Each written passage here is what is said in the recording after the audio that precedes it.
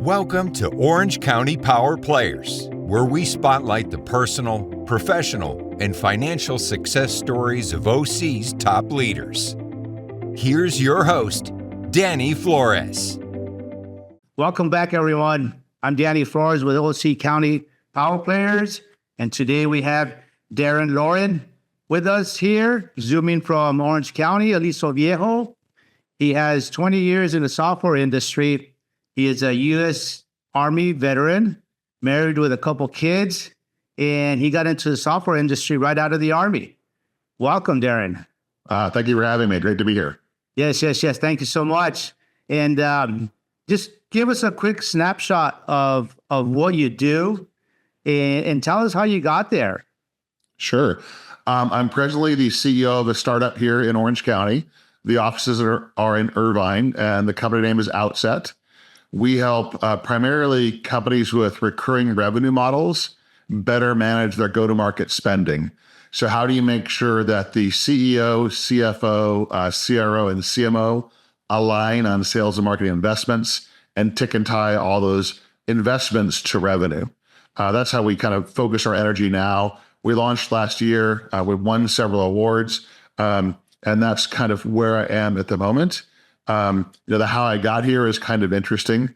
Long ago, I was in the U.S. Army. I joined right out of high school at age 17. When I got out, the world wanted me to be a security guard because I was a U.S. Army infantryman. But instead, I kind of fought back against that and found a small software company in Costa Mesa and asked to be their receptionist. So that was my first entree into a software job while I went to school at night and worked my way to where I am today. Wow. So when you got that job as a software company, as a receptionist, did you know that that was your career path? And you said, hey, you know what? I want to get into software. I'll get here as a receptionist, and then I'll go to school at night and learn. Was it writing code, or what did you do? What did you learn? I had learned to code as a child, really, but what I'd fallen in love with was the go-to-market motion. So I knew I wanted to get into software sales. That was my goal at the time, and eventually wanted to run my own company. So I took that job as a receptionist, and rather than just kind of sitting there, I managed to reorganize the entire front office.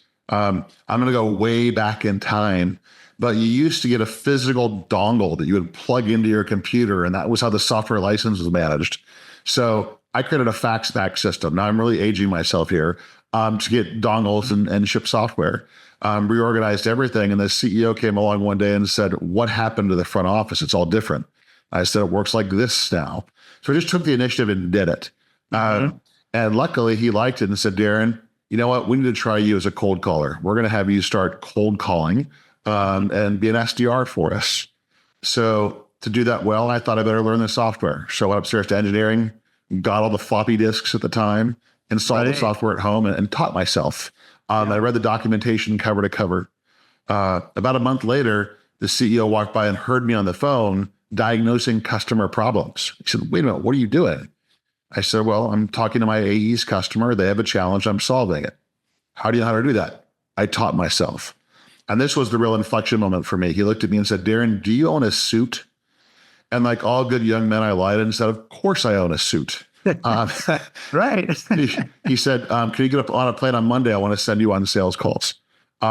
So I went to Men's Warehouse. I bought what I thought was the right suit, the IBM 2-button blue look, and off I went. Wow. And then so now you're transitioning into sales now. That's right. Having my very first sales calls in the field, no less. Right. And then once again, you taught yourself, right? I did. I went through a really interesting arc. When you're, in my opinion anyway, when you're an under-trained seller, you can do a lot with intuition, but you tend to rely on the product too much. Here's my product. Look what it does. Here are the features. Here's why it's great. I did a lot of that at first. It took time for me to migrate and to learn how to sell value and business impact. But I was great for the opportunity to get in the field and kind of start and teach myself and learn. Later in my career, I get more formal training and surround myself with real experts who became mentors, and that certainly propelled me forward. But way back then, I was teaching myself and having it all. So was it, how long were you in that first company? Like just kind of moving yourself up from one level to the next.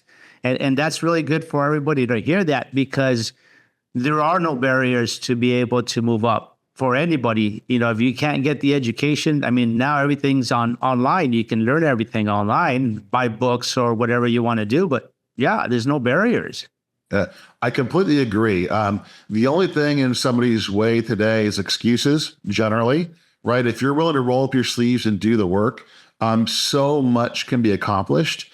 Even back then, I had to go actually read paper manuals. It wasn't all online, but even then, you could get there. Yeah. So, I stayed at that company for just shy of 4 years. And it's where I kind of, in software, people tend to move around a lot, sometimes every 2 years. Mm-hmm. It's where I formed my first opinion that anybody can look good for 1 year in sales at a software company. Looking good 3 years in a row is kind of hard. There's a lot of barriers. So I tried to make my benchmark for each role that I was in at least 3 years. Mm-hmm. So I stayed at that first company for 4 years. My next was also here in Orange County called FileNet. I was there for about 3 years. Then I went into a much smaller company called Arbortext, which we built from nearly zero to about $40 million and sold to a company called PTC. Mm-hmm. So I stayed there for 7 years total across the two organizations. And ultimately would make my way through Tririga, which we sold to IBM, then to Salesforce.com, where I had a great run.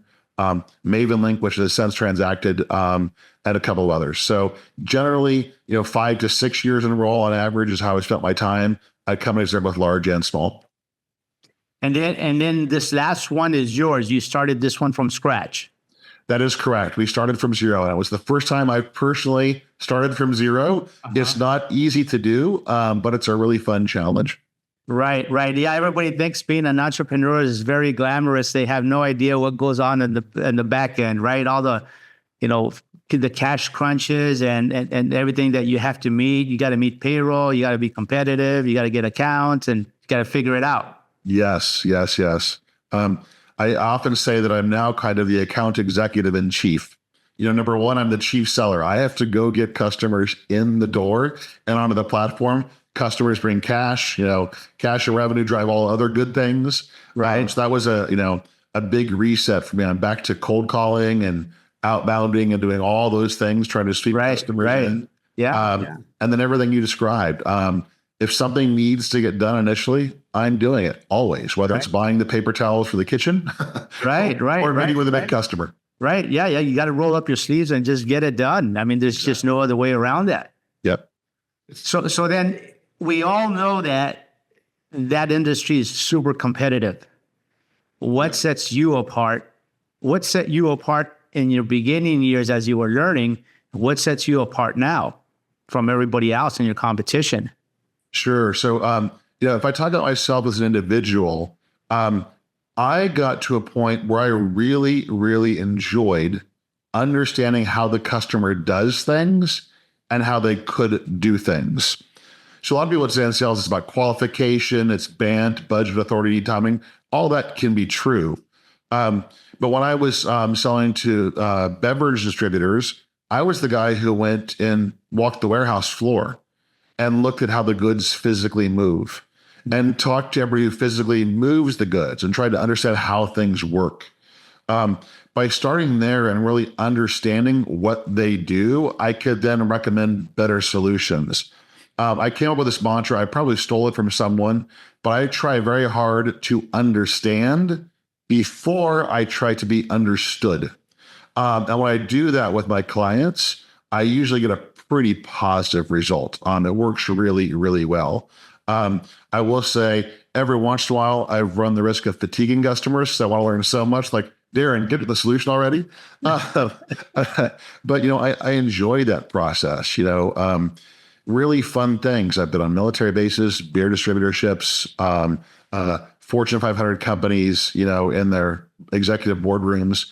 Going out there and learning was key number one for me. Do you think the military training and discipline created that skill set that you're using now to make you successful? It certainly helped. Joining the military was exactly what I needed at that point in my life. It gave me a framework, a discipline. It gave me a leadership mantra, which at the time they thought us was the 4 C's, courage, candor, commitment, and competence. Have the courage to go do the hard work, have the commitment to get it done, be candid in everything you say, be the competent expert. Those things instilled in me. So when I woke up for day one of any new job or role, I instantly wanted to build competence and to understand it as well as I could. So I was always diving into the technical components. I'll be honest with you, I've seen some sellers be really successful by being less technical, but surrounding themselves with the right people. But I always wanted both.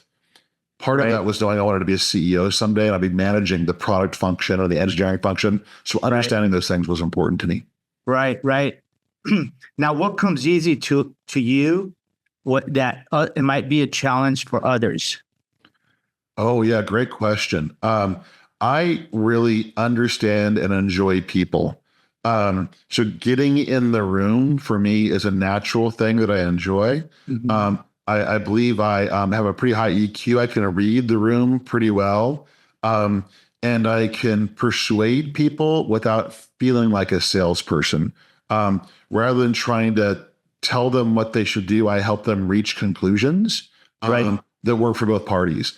And I think that's something that it takes a long time to learn. There are some naturals, but for most, it takes a while to learn. Thanks for sharing that. That's important. And if somebody is listening that wants to do what you did, they like the software industry and they want to get into it, they want to be successful in it, what would you recommend for them to do? Yeah, if they were going to enter, first I'd say pick your path. You could go a sales path or a marketing path or a product path or an engineering path, right? There's lots of ways in. Right. If your goal is to be the CEO of a company someday, I would probably recommend a go-to-market type path, sales being a great entry point, account management, kind of anything that drives revenue. I personally believe is the better path. And I would invest and commit to experience. I'll tell you what I mean by that. If I was going to start today, my daughter's going to graduate college next year and she wants to go into software. And I tell her the first job you need to seek out is the SDR role. And you got to cold call and do the hard work and get the rejection. And it's not fun. And you should plan to be in that chair for 2 years. Some would say that's too long in software. I would say plan for 2 years. Now, if you get promoted more quickly, great. But do that work and don't quit and don't give up on it. Shed all entitlement. I once had a young man who had a lot of potential storm into my office and said, I've been here for 4 months and I haven't had a conversation about a raise or promotion yet. You're treating me terribly. And I'm like, dude, it's been 4 months. It takes a little bit of time to learn and earn. So I'd pick a path. I'd plot it out. I would try to get from SDR in that case to a seller, an individual contributor type role. And then along the way, challenge your thinking. People think the path is prescribed sometimes. I want to be an enterprise big deal person and then a VP. Maybe that's not your joy. Enterprise deals, you might do 1 or 2 of those a year. They can be long and arduous and painful. The highs are very high when you get that order, but there's a lot of lows along the way. Yeah. Conversely, some people love that. Others might like the small business velocity type sale. I close 5 or 6 deals a month. They're smaller, but I always have that rush of that dopamine always closing, right? You got to pick which one you enjoy first, right? Don't arbitrarily decide. Find which one you enjoy and build around that. Yeah, that's really a good way. Find out what you like and what you don't like too, and that by sitting in those different chairs, you actually find that out and get a background on it, and it's really good. And as you try to change. You plan your career path, but one plan doesn't have to be that exact plan. You can always shift it as you learn more about what you like and what you do well versus what you don't like and what you don't want to do. Without a doubt. Yes. So share with us what has been the biggest challenge in your career? Wow. The biggest challenge in my career, I'd probably say it's happening right now. I love what I'm doing. But if you follow the software space right now, there's a lot of fatigue on revenue generating centric software technologies. People say, I bought Salesforce or HubSpot, I bought Gong or Clary, I bought ZoomInfo, I bought LinkedIn, I'm buying all these things. And I'm tired of buying all these things. And And I'm coming at a time where I'm saying I've got a new rev tech component that you really, really need. And that's been hard, getting attention in this climate. There's also kind of a retrenchment in SaaS. I would call it a B2B setback, where people have kind of contracted over the last 2 years. Right. So being in a spot to fight through that noise and show real differentiation has been very challenging. But we're getting there. I would say my biggest challenge, sorry if I'm being too long-winded on this one, is if I can give somebody 5,000 words about what I do, I actually win awards. We are up for the Information Technology, the InfoWorld Technology of the Year Award for 2024 in machine learning and AI, which is absolutely fantastic. I haven't spent any money with them. This is just analyst reviews. We won the MarTech 100, absolutely number one, right? So when those people read my 5,000 words and went by, they were like, oh, this is cool. Yeah. Now, imagine nobody knows who you are and you're trying to call them on the phone, right? Hi, I'm Daren, right? I'm already 3 words in and people don't want to hear those. Yeah. Right? Because I don't know who I am. So trying to get through that and get attention with actual prospects has been really challenging lately. But we are winning and doing well. So just got to keep at it. Wow. Yeah, that's awesome. That's awesome. Yeah, you know what it is? You just have to be relentless. Just like you've been your entire career. Just figure it out and keep pushing forward. And that's what gets you there. Without a doubt. Yes. So it sounds like things are going very well for you in your business. So congratulations on that. Thank you. Some people in your position are looking for other ways to generate income passively. Potentially to set themselves up for retirement, or they want additional income for the family. What are your thoughts on that? I think it's a really good idea. I've looked at a lot of kind of hyper wealthy people who are doing really, really well in an entrepreneurial type world. Rarely do they have one entity that they're working on. There's usually 2, 3, or 4. Right. One of my favorites who I look at, it's kind of funny to say, but if you look at Mark Wahlberg, he's got his acting career, he's got his restaurant chains, he's got his tequila brand, he's got his clothing brand, right? There's this diversification across lots of different entities to create wealth and those sorts of things. So I am working on the side right now on my second corporation. It's called Second Step. And I'm really passionate about this one. It's all about helping people who are about to graduate college really prepare for the workforce. And in particular, interviews. It's amazing to me how kids, I should say young adults, can go through 4 years at a really good university and come out and not really know how to interview, not really know how to set themselves apart, not really know how to stand out in a hyper-competitive market. And for years now, I pick about 5 or 6 kids every year, and for fun, I coach them because it energizes me and I enjoy it. But I'm now setting up a secondary business where we'll build the opportunity for people to buy the service and get really dedicated feedback, not just from me, but other industry experts. Wow, that's great to know. I actually have 4 boys, all in college right now. Oh, yeah. And they're all hustling, right? They're looking, and I have 2 that are graduating this coming year in 2025. Oh, very nice. One that's at SC, he's a junior, and he tells me, he goes, it's hard to find an internship. He goes, I'm looking for an internship, and I'm submitting resumes. Yep. And, it's like, it's challenging for them for sure, without a doubt. I'll put it out there, Danny. I will happily coach him at no charge and help him through. I'll give you a really simple, quick example. I worked with one young man who was in Boston, at Tufts University, cross-country star, a symphony, great grades. Couldn't get an internship, kept coming in 2nd or 3rd place. Wow. Once I spent time with him and shared, hey, look, you're doing everything right, but so are all the other kids around you. You have to be more the right to be better. Yeah, I had about 3 or 4 offers within 3 weeks. So some of this tuning can work really well and be really effective. No, that is awesome. I appreciate the offer. What I'm going to do, I'll talk to him. Yep. And I'll connect you guys and then see where they go from there. Right there. That would be awesome. That would be a great Christmas present for him. Glad to do it. Appreciate it so much. So as we wrap up our interview, what does 2025 look like for you? Just give us a quick snapshot of that. Yeah, quickly. I think it's going to be a great year. I think that we've been really constrained in software. People have been underinvesting for 2 or 3 years. I think that's opening up. I think there's a real focus now on profitable, efficient growth instead of growth at all costs. And that excites me because I can help businesses be more efficient. Right. I think there's a lot of great things ahead from a company perspective. And like my family's great. I live in a great place. It's going to be a great year. Awesome. Awesome. Thank you so much.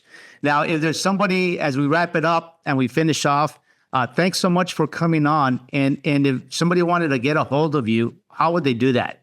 Sure. A couple of different ways. My email is my first name, Daren @outsetOps.com. That's also my website, OutsetOps.com.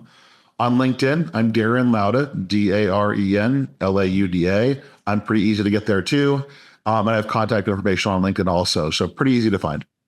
Perfect. Thank you so much for coming on, Daren, and sharing all your career path and such valuable insights. Thank you for having me. I really appreciate it. Sure. Thanks for listening to Orange County Power Players.